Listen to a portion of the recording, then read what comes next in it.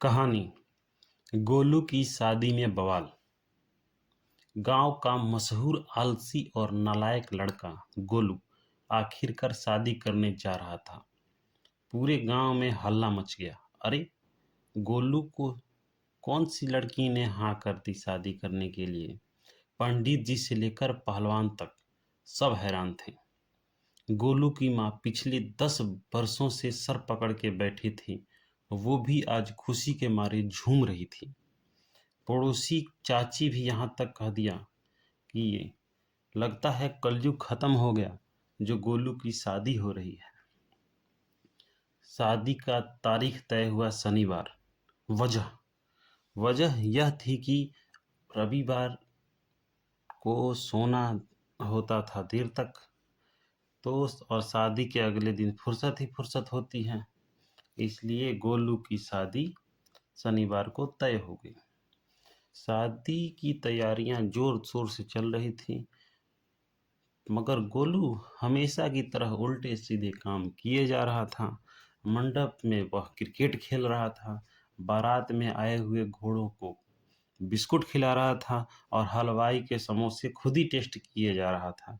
पंडित जी ने नाराज होते हुए कहा, इस लड़के की कुंडली में लगता है मंगल है। तो गोलू बोला, पंडित जी, मंगल हो या शनि हो, शादी तो मैं करके रहूंगा। लड़की हाँ कर चुकी है। शादी के दिन गोलू ने लाल रंग की शेरवानी पहनी और गले में इतना बड़ा हार लटका लिया जैसे बैंक का लॉकर ही टांग लिया हो। जब बारात चली तो सबसे आगे डीजे डांस कर रहे थे। उसके पीछे घोड़े पर गोलू और उसके पीछे गोलू के दोस्त दोस्त ऐसे जो शादी में सिर्फ मुफ्त की बिरयानी खाने जा रहे थे। बारात जैसे ही लड़की वालों के घर पहुंची, वहां एक कुत्ता देखकर गोलू डर गया। भैया, मैं तो कुत्ता से डर गया, मैं नहीं उतर रहा। बाद में गोलू को समझाया गया, ये आपके ससुर का लाडला है। फिर जैसे तैसे गोलू घोड़ी से उतरा और उतरते उतरते गिर गया। इसका किसी ने वीडियो बना लिया और कैप्शन डाला, घोड़े से गिरा दुल्हा फिर भी इरादों में अटल। फेरे शुरू हुए।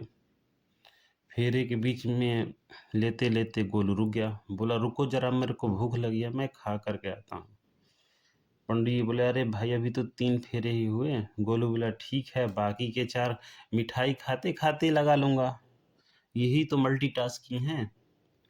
आखिरकार शादी पूरी हुई। लड़की का नाम रिंकू। शादी विदाई हुई और रिंकू बोली, अब मैं तुम्हारे घर की बहू हूँ, अब आलसीपन छोड़ना होगा, नहीं तो मैं बेलन चलाऊंगी।